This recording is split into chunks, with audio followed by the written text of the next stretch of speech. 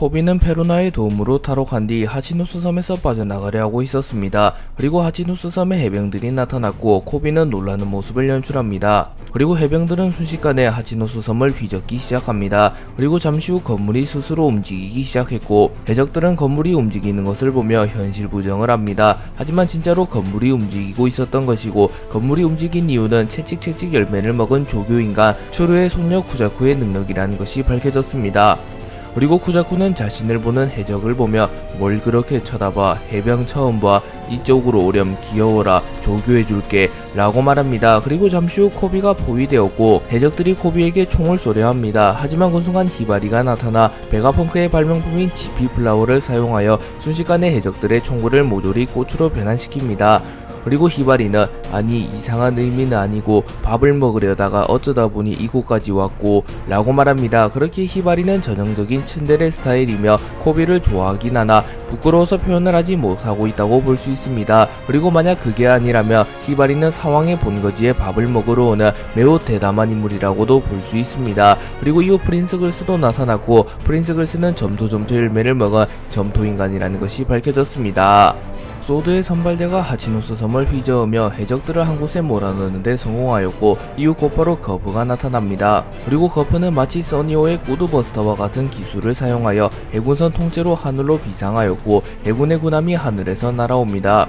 참고로 꾸드버스터는 콜라 연료를 사용하는 기술이지만 거프는 자신의 주먹의 충격파로 배를 매우 높이까지 띄울 만큼 강력한 힘을 선보이며 자신이 왜 해군 영웅이라고 불리는지 입증합니다. 그리고 해적들은 거프를 보며 전설의 영웅, 은퇴한 것이 아니었나 라고 말하며 매우 당황하는 모습을 연출합니다. 또한 시류는 물음표 느낌표라고 반응하는데 시류는 세계정부 소속 인물이었기에 거프의 강함이 어느 정도인지 알고 있기에 거프가 나타나자 당황한 것으로 보입니다. 그리고 거프는 어이 해적놈들, 너희가 누굴 납치했는지 알고 있는 거냐? 코비는 해군의 미래 그리고 나의 애제자다 라고 말한 이후 갤럭시 임팩트를 사용하여 하치노스 섬의 건물들과 해적을 통째로 증발시켜버립니다.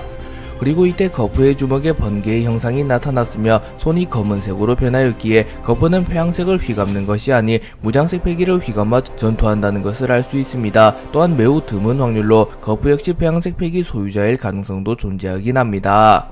원작에서의 갤럭시 임팩트 역시 강력한 인상을 주었으며 한방만에 해적들을 소탕한 것은 같았으나 애니의 갤럭시 임팩트가 더욱 강력한 위력과 연출을 동반했습니다.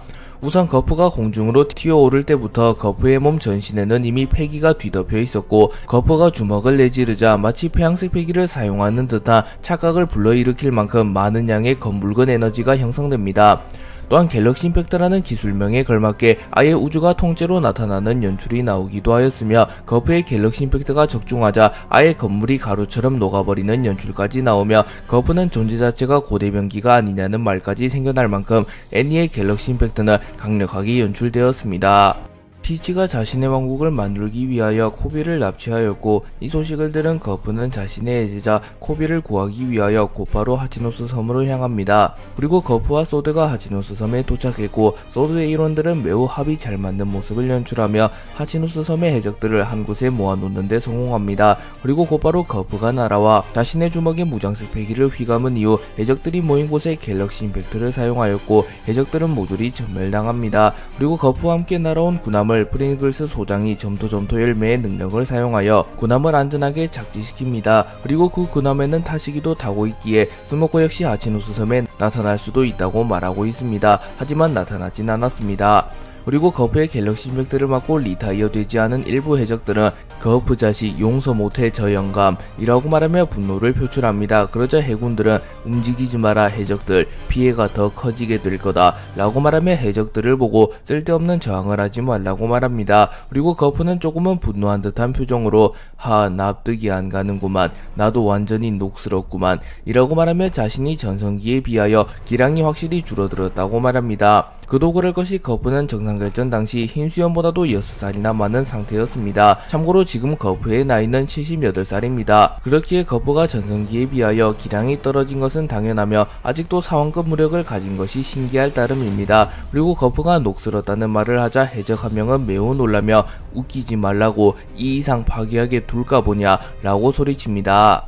코비는 해적들을 피해 도주하던 와중에 자신을 구하기 위하여 나타난 거프와 만나게 되었고, 거프는 "오 코비, 무사했느냐?" 라고 말하며 반가운 듯한 표정을 짓습니다. 그리고 헤르메포는 눈물을 흘리며 "코비 자식 다행이야, 안 죽었구나" 라고 말합니다. 그리고 프린스 글스는 거프 씨에게 해군의 미래라고 불리다니 용서 못해 코비, 내가 태클을 걸어주마 라고 말하며 코비를 질투하는 듯한 말을 합니다.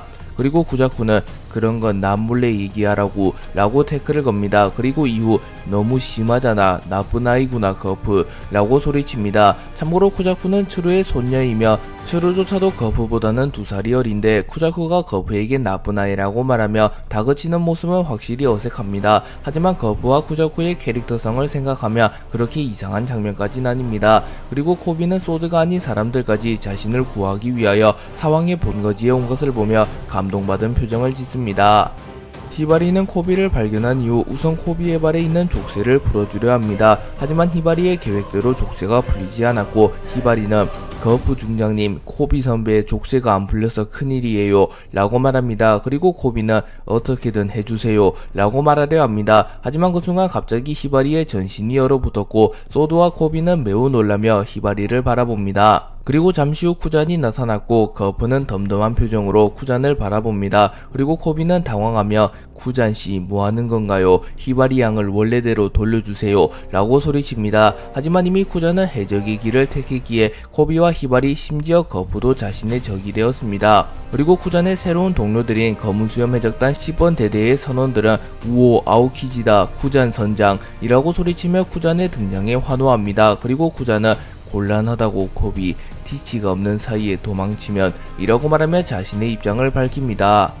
쿠잔은 과거 2년 전 해군본부 원수 자리를 두고 아카이누와 격돌하였으나 결국 아카이누에게 패배하였고 해군을 그만두며 민간인이 되었습니다. 그리고 쿠잔은 약 1년간 정처 없이 떠돌았고, 삶의 목표를 잃어버린 쿠잔은 말 그대로 폐인이 되었습니다. 그리고 신세계의 어느 섬에서 쿠잔은 술을 마시고 있었고, 검은수염 해적단 역시 그 섬에 나타납니다.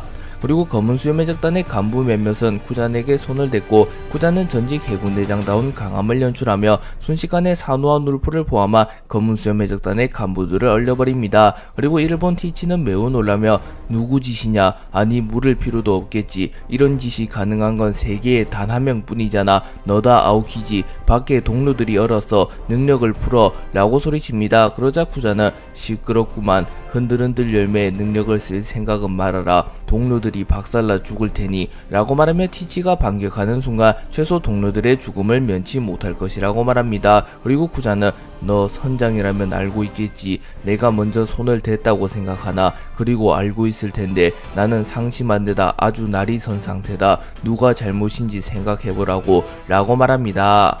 쿠잔과 티치의 첫 만남은 영 좋지 않았으나 쿠잔도 현재는 해군이 아니었기에 굳이 티치와 생사결을 하거나 티치를 피할 이유는 없었기에 티치와 쿠잔은 술파티를 벌입니다. 그리고 두 캐릭터는 특유의 친화력을 보이며 금방 가까워졌고, 티치는 "제하하하, 잘 마시는 걸 아이스캔디" 라고 말했고, 쿠잔은 "너도다 쓰레기 자식, 술이 부족한데" 라고 소리치며 두 캐릭터는 마치 오랜 친구 같은 모습을 보입니다.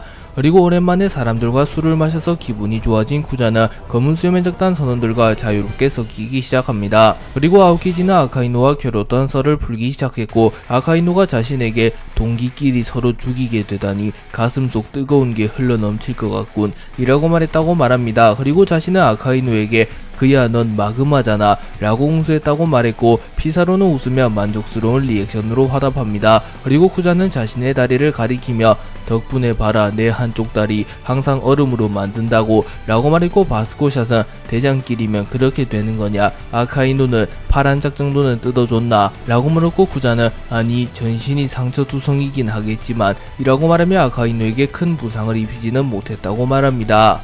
카타리나 데보는 티치에게 "상처라고 하니 쟤도 이 녀석 불의 상처를 알고 있는 거 아니야? 라고 말했고, 쿠잔은 "불의 상처" 라고 말하며 관심을 갖습니다. 그러자 바제스는 3개에는 소중한 4개의 붉은 포네그리프가 있거든. 그중 2개는 카이도우와 빅맘이 가지고 있다고 하더군. 이라고 말하며 라프텔로 가기 위해 반드시 필요한 로드 포네그리프에 대하여 이야기하기 시작합니다. 그리고 이 시점이 1년 전이니 아직은 카이도우와 빅맘이 각각 로드 포네그리프를 가지고 있는 게 맞습니다. 그리고 티치는 나머지 2개를 찾을 수가 없다고, 그중 1개는 불의 상처 남자가 가지고 있다는 얘기가 있지 라고 말합니다. 그러자 아오키지는 나인가? 라고 말하며 자신의 상처를 보여주었고, 바스코샷은 당황하며 네 상처는 생긴지 얼마 되지도 않잖아 라고 소리칩니다. 그리고 라피트는 그 남자는 새카만 배를 타고 접근하면 거대한 소용돌이로 적의 배를 삼켜버린다 하던데 능력자일지도 모릅니다 라고 말합니다. 그렇기에 불의 상처 남자는 검은 배를 타고 다니며 소용돌이를 다루는 인물이라는 것을 알 수 있습니다. 그리고 시루는 나는 정부 쪽 인간이라고 생각하는데 실제로 세계 정부는 비밀이 많지, 돌을 하나 챙겨두면 해적들이 원피스에 도달하지 못하니까 라고 말합니다. 그리고 쿠잔 역시 포네그리프에 대하여 알고 있었기에 포네그리프인가? 좋은 추억은 없다. 만약 오하라에서 그렇게 눈에 띄는 붉은 돌을 봤다면 기억하겠지. 내가 기억하는 건 정부의 거역한 친구와 나에게 운명을 붙잡힌 슬퍼 보이는 소녀의 눈뿐이다 라고 말하며 자신이 아는 포네그리프와 관련된 것은 하그왈과 로빈밖에 없다고 말합니다. 아오키지가 검은 수염 해적단과 한창 술파티를 이어가던 와중 라피드가 티치에게 귓속말로 제독 어쩌실 겁니까? 저 녀석의 능력을 빼앗으면 상당한 전력이 라고 말했고, 쿠자는 이를 듣게 됩니다. 그리고 쿠자는 분노하며 다 들린다고 이 썩을 새끼들, 전부 얼음 세계에 다녀오고 싶나? 나도 들었다고 능력자 사냥이란 걸 하고 있다고. 마침 잘 됐군 이라고 말한 뒤 순식간에 검은 수염 해적단 간부들을 모조리 얼려버립니다. 그리고 티치는 당황하며 잠깐 쿠잔 미안했다, 동료가 멍청한 소리를 해서 나 그럴 생각 없다고, 오히려 너 내 배에 타지 않겠나? 지금 무직이잖아. 갈 곳은 있는 거냐? 앞으로 어쩔 거지? 정의에게 쫓겨나고 말이야. 내 세계의 정의는 다르다 라고 말하며 갑자기 아오키지에게 스카우트 제안을 합니다. 하지만 아오키지는 멍청한 소리를 그냥 좀 재밌게 같이 마신 정도로 이놈들 따위를 신용할 리가 없잖냐 라고 말했고, 티치는 어이 해적을 착각하고 있는 거 아니야. 우리는 사이좋은 군단 같은 게 아니라고. 해적이란 건 이해관계가 일치하기만 하면 되는 거다 라고 말합니다. 그러자 아오키지는 자유롭구나, 너는 뭘 하고 싶지? 라고 생각하며 자신의 자유를 위하여 고심 끝에 검은 수염 해적단에 합류합니다. 그리고 쿠잔이 검은 수염 해적단에 합류한 결정적인 이유는 티치와 쿠잔의 이해관계가 일치했기 때문으로 추정됩니다. 그리고 티치의 목표는 해적왕이 되는 것이며 쿠잔의 목표는 로빈과 사우로가 보고자 한 세계의 진실을 알아내기 위함으로 추정되기에 두 캐릭터의 목표가 원피스를 찾는 것으로 일맥삼통함을 알 수 있습니다. 쿠잔과 거프는 결국 각자의 입장 차이로 인하여 하시노스 섬에서 격돌하게 되었고, 거프는 야 쿠잔, 히바리를 되돌려라, 코비를 놓아줘, 해군으로 돌아와라 라고 말했고, 쿠잔은 여전히 하고 싶은 말 다 하고 사는구만. 아무것도 못 들어준다고 거프씨. 당신의 그런 점을 좋아하니까 나도 지금 하고 싶은 대로 사는 거라고 라고 소리친 뒤 거프에게 아이스볼을 사용하여 거프를 얼려버립니다. 그리고 평소에 쿠잔의 아이스볼과는 다르게 실제로 야구공과 같은 얼음덩어리를 던졌고, 이후 그 여파로 인하여 거프가 얼어붙는 모습이 연출됩니다. 그리고 쿠잔은 거프 중장, 애제자를 구하기 위해 과거의 수제자를 죽이지 못하는 거야 라고 묻습니다. 그리고 그 순간 거프는 무장식 패기를 사용하여 아오키지의 얼음을 깨부숴버린 뒤 얼매이지 마라 바보놈, 지금을 살아라고 가르쳤을 텐데 알겠나 쿠잔, 망설이는 놈은 약하다 라고 말한 뒤 채를 사용하여 아오키지조차 반응하지 못할 만큼 빠른 속도로 아오키지에게 접근합니다. 하지만 아오키지는 높은 얼음탑을 쌓아 공중으로 대피하는 데 성공한 상태였습니다. 그러나 거프는 그 얼음탑마저 순식간에 주파하였고, 이후 거프는 아오키지의 앞면을 잡은 이후 블루홀을 사용하여 곧바로 아오키지를 땅에 쳐박아 버립니다. 그리고 이때 거프의 몸에서 엄청난 폐기 에너지가 나왔으며 마치 배양색 배기를 사용하는 듯한 모습을 연상시키기도 하였습니다. 로우는 와노쿠니 전쟁 이후 새로운 모험을 위해 가장 편한 항로를 택합니다. 하지만 그곳에는 검은 수염 해적단이 매복 중인 상태였고, 검은 수염 해적단과 하트 해적단의 대결이 성사됩니다. 그리고 로우는 티치를 상대로도 꽤나 선전하는 모습을 보였으나 결국 티치에게 패배하고 말았고, 티치는 하트 해적단의 함선인 탱크 폴라우를 박살내버립니다. 그리고 티치는 제하하하 배가 없어져 버렸구만. 이제 해적단이라고 못하겠구만. 도망칠 수단도 없어 라고 말합니다. 그리고 로우와 베포는 피투성이가 된 채로 쓰러져 있었고 티치는 로키 보트에서 네가 심장을 빼앗은 해적 100명이 지금도 해적섬에서 벌벌 떨며 기다리고 있지. 네 심장을 가지고 돌아가면 축배를 들며 기뻐할 거다. 자 그럼 수술수술 열매는 팔아버릴지 내가 쓸지 고민되는군. 나를 불로불사로 만들 수도 있는 거냐 라고 말하며 로우를 죽여버리겠다고 말합니다. 티치가 로우의 능력을 취하려는 순간 초파에게 받은 약을 이용하여 강제로 스로나를 사용한 베포가 나타나 곧바로 티치와 바노고를 날려버렸고 베포는 로우를 들고 도주해버립니다. 그리고 티치는 놀라며 뭐 스론 달도 없는데 라고 말하며 달도 없이 스로나가 된 베포를 보며 크게 놀랍니다. 그리고 애니 오리지널 장면으로 베포와 바노고가 격돌하는데 생각보다 베포는 잘 싸웠고 오히려 바노고를 압도하기까지 합니다. 그리고 로우를 데리고 도주하였고 도주하는데 성공한 베포는 바다로 도망쳤고 로우는 돌아가라 베포 동료를 두고는 못 간다고 라고 말하면 나머지 동료를 구하러 다시 가자고 말합니다. 하지만 베포는 못 돌아가 믿어줘 캡틴. 북쪽의 극한 항구에서부터 우리 넘어왔잖아. 아무도 죽을 순 없어. 그러니까 캡틴 죽지마. 부탁이야 죽지 말아줘 라고 말하며 눈물을 흘립니다. 그리고 바제스는 로우와 베포를 끝까지 추적하는데 엉뚱한데 돌을 던지는 개그신이 나오기도 합니다. 그리고 해적 트라팔과 로우가 이끄는 하트 해적단 패배라는 나레이션이 나옵니다. 크로스 길드가 결성된 이후 크로스 길드는 세간에서 사왕이라고 불리게 되었습니다. 그리고 가장 큰 이유는 미호크, 버기, 크로커다일이 뭉쳤다는 점이지만 크로스 길드에서 해군에게 현상금을 걸어버리는 파격적인 행보를 걷는 건 역시 사왕으로 불리게 된 이유 중 하나라고 볼 수 있습니다. 그리고 로쿠기는 크로스 길드가 해군에게 현상금을 걸어버리며 세상에 혼란이 찾아왔다고 말하기도 하였습니다. 그리고 결국 해군본부 중장 중 한 명인 티본이 민간인에 의하여 사망하는 사건이 발생하게 되었고 세상이 떠들썩해지는 사건이 발생했습니다. 그리고 세계정부에서는 해군의 사기 저하와 민간인들의 테러 조장을 막기 위하여 세간에는 티본 중장이 죽은 이유를 밝히지 않았습니다. 그리고 티본 중장은 매우 정의로운 인물이며 오직 평화만을 생각하는 인물이기에 독자들 역시 큰 충격을 받았습니다. 그리고 해군본부에서 추루와 센고쿠는 티본이 사망한 건에 대하여 이야기를 나누고 있었고 티본이 사망했다는 신문을 읽고 있었습니다. 그리고 센고쿠는 범인은 찾았나? 라고 물었고 추루는 몰라 범인의 가족이 행복하게 살고 있다는 것 말고는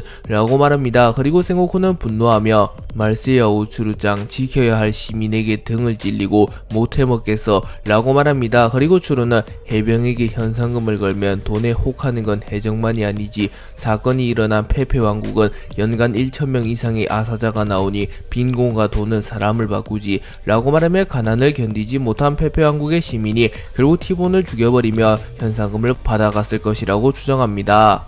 추루는 침착하게 티본을 죽인 인물을 예상한 이후 범인을 옹호할 생각은 없지만 이걸 노린 거라면 천냥광대를 만만히 봤던 거야 라고 말하며 버기의 위험성을 고평가합니다. 그리고 센고쿠는 시민에게 죽을 공포를 짊으면서 목숨을 걸고 시민을 구할 수 있을까? 크로스 길드는 빨리 치지 않으면 해병들의 사기 저하와 해군의 약체화는 피할 수 없겠군 이라고 말하며 크로스 길드의 존재만으로 해군이 약해질 수도 있다고 말하며 지금 해군에게 가장 위협되는 세력은 단연코 크로스 길드라고 말합니다. 그리고 잠시 후 히나가 나타났고 센고쿠는 히나가 거프와 함께 레벨리 회의에 경비를 섰다는 것을 알았기에 히나에게 오 히나 거프 못 봤냐 새로운 맛의 전병이 나왔다만 이라고 말하며 거프가 어디 갔는지 물어봅니다. 그리고 히나는 며칠 전에 코비를 구하러 가겠다고 아마 소드와 함께 쿠자쿠도 라고 말하며 거프와 소드 쿠자쿠가 하시노스 섬으로 향했다고 말합니다. 그리고 센고쿠와 추루는 매우 당황하는 표정을 짓습니다. 크로스 길드의 거점인 신세계의 칼리 이바리 섬에 티본 중장을 잡은 장본인이 나타났고 티본 중장을 잡은 인물은 어느 노인이었습니다. 그리고 버기는 용케 바다를 건너왔군. 잘했다. 뒷사회의 제왕들이 기뻐하고 있다고. 악의 거성 탄생이다. 라고 소리칩니다. 그리고 노인은 가족에게 돈을 보내주셔서 감사합니다. 라고 말하며 약속을 지킨 버기에게 감사 인사를 했고 버기는 당연하지. 너는 해군본부의 중장을 한 명 없앤 악의 카리스마다. 사건 당일 해병들은 패닉이었지. 놈들한테 걸리면 잠수 확정이다 라고 말합니다. 그리고 노인은 겁먹으며 이제 평생 가족과 만나지 못해도 일가족이 굶어 죽는 것보단 이라고 말하며 눈물을 흘립니다. 그리고 버기는 걱정 마라, 너는 내가 해적으로서 돌봐주마 라고 말하며 자연스레 노인을 크로스길드에 합류시킵니다. 그리고 만약 이날 찾아온 인물이 노인이 아니라 전력을 갖춘 강자라면 버기는 고작 몇 억 베리로 해군본부의 중장을 죽일 수 있는 강자를 자신의 부하로 받아들일 수 있었기에 이를 보면 버기의 사업 수완이 탁월하다는 것을 알 수 있습니다. 그리고 버기의 부하들은 너 알고 있는 거냐, 사왕 천냥 광대 버기님은 어중이 떠중이 해적은 아련도 못하는 높으신 분이라고, 잘 봐둬라, 저게 진짜 버기님이다, 진짜 버기 라고 환호합니다. 버기가 노인을 크로스길드에 합류시킨 이후 버기의 소아들이 버기를 찬양하고 있던 찰나에 크로스길드의 조성공이 나타나 실례합니다 질버기님 이라고 말했고, 버기는 누가 질버기냐 라고 말하며 당황합니다. 참고로 버기는 과거에도 부하의 말을 멋대로 오해하여 부하를 숙청한 적이 있을 만큼 말귀가 어두운 인물입니다. 그리고 크로스길드의 조성공은 완성됐습니다. 크로스길드의 배가 라고 말했고, 버기는 곧바로 새로운 배를 확인하러 갑니다. 그리고 그 배는 마치 서커스장처럼 화려했으며 뱃머리에는 버기의 얼굴이 박혀 있었습니다. 그렇기에 이 배는 누가 봐도 버기의 배이며 크로스길드의 수장이 버기임을 다시 한번 증명하는 배라고 볼 수 있습니다. 하지만 크로스길드의 진짜 실세들은 크로코다일과 미오크였고, 크로코다일과 미오크가 이런 배를 탈 리가 없을 거라고 생각한 버기는 배를 보자마자 매우 당황하였고, 버기의 안 좋은 예감대로 곧바로 크로코다일과 미오크가 나타났고, 크로코다일과 미오크는 왜 우리가 이런 배에 타야 하는 거냐, 회의실로 와라 라고 말하며 버기를 호출합니다. 그리고 버기, 크로코다일, 미오크와는 달리 크로스길드의 선원들의 반응은 매우 좋았고 새로운 배를 최고의 배라고 칭합니다. 크로코다일과 미오크는 버기를 회의실로 호출한 이후 버기를 흠씬 두들겨 팬 이후 버기를 공중에 매달아 놓았습니다. 그리고 버기는 만신창이가 되어 있었고, 일부 독자들은 이건 회의실이 아니라 범죄도시에 나오는 진실의 방이라고 말하며 버기를 동정합니다. 크로코다일은 크로스길드의 세간의 인식은 상승 중이다. 해군도 슬슬 이 위협을 깨닫기 시작했겠지. 우리의 유토피아는 어떠한 위협에도 흔들리지 않는 군사국가다. 그걸 위해 필요한 것 이라고 말했고, 미오크는 압도적인 힘이겠군 이라고 말합니다. 그렇기에 크로코다일과 미오크의 목적이 안정적인 유토피아를 건설하는 것임을 알 수 있습니다. 하지만 버기는 아니야, 이건 내가 원한 인생은 이런 게 아니야 라고 생각하니 크로코다일과 미오크의 대화에 끼어들며 그 말씀 말인데요, 이제 나를 죽이든 말든 마음대로 해도 되지만 너희 그러고도 해적이냐, 그런 어중간한 걸 바라고 자빠졌어 라고 말합니다. 그리고 미오크는 놀라며 뭐냐, 자포자기한 거냐 라고 말합니다. 버기는 크로코다일과 미오크의 대화에 끼어들며 유토피아를 건설하는 건 진정한 해적이 아니라고 말한 뒤 그냥 솔직하게 말하지, 들었잖아, 지금 세간에선 빨간머리가 움직이기 시작했다고. 그 녀석도 나도 해적왕의 배에 탔었지만 라프텔에는 사정이 있어서 가본 적이 없어. 너희 옛날에는 뭐가 되고 싶었지? 나는 옆에 있던 샹크스가 너무 유망해서 꿈같은 건 진작에 버렸어 라고 말하며 자신과 샹크스의 과거에 대하여 말하기 시작합니다.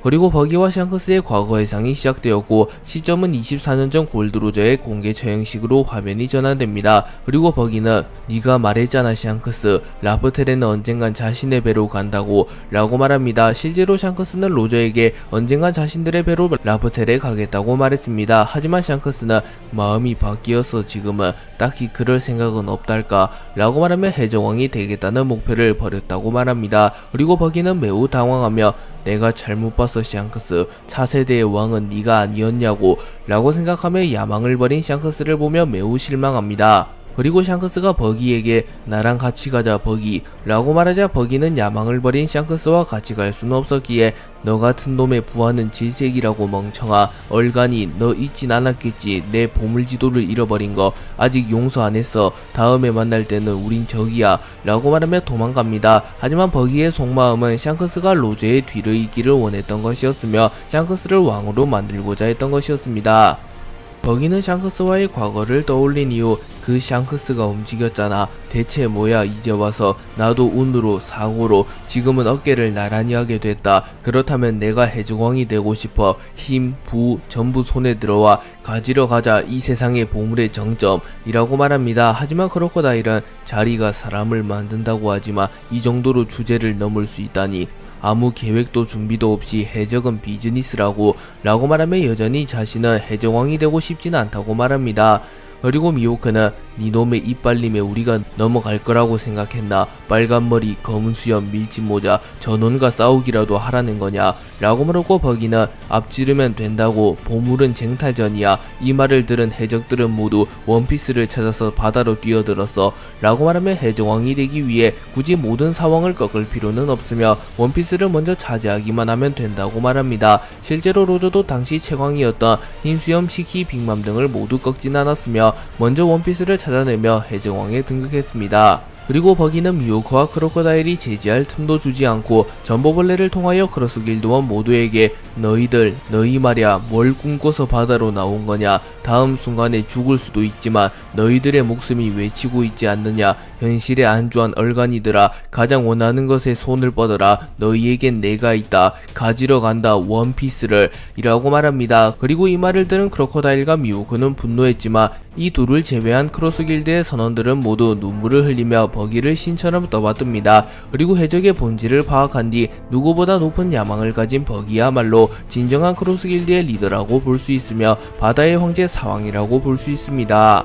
4번은 레벨리 회의에 난입한 이후 혁명군의 간부들과 함께 쿠마를 구출한 이후 루루시아 왕국으로 도주합니다. 그리고 그곳에서 이무의 폭격에 휩쓸린 것처럼 묘사되었으나 4번은 다행히도 이무의 폭격 당시 루루시아 왕국에 있진 않았고 성공적으로 혁명군에 복귀하는 데 성공합니다. 그리고 혁명군의 새로운 간부들이 공개되었고 이들은 각각 동서남북을 담당하는 간부들이었으며 이름은 지론, 겐보, 아히루, 우시아노입니다. 그리고 4번은 혁명군의 본거지에 복귀한 이후 이 배는 루루시아의 배야. 나중에 설명할게. 일단 모두 쉬게 해줘 라고 말합니다. 그리고 4번은 루루시아 왕국에서 혁명군이 되고자 하는 이들을 모두 데리고 왔고 우유소녀라고 불리우는 모다도 포함되어 있었습니다. 그리고 4번은 드래곤 이완코브와 함께 회의실로 들어간 이후 자신이 지금부터 할 얘기는 듣기만 해도 위험한 얘기라고 경고한 이후 성지 말이 좋아해서 벌어진 진실을 전부 얘기할게 라고 말합니다. 그리고 4부의 이야기에는 존재 자체가 미스터리인 인물인 이무가 포함되어 있을 것이며 드래곤이 이무의 정체를 아는 순간 혁명군과 세계정부의 전쟁이 본격적으로 시작될 것으로 추정됩니다.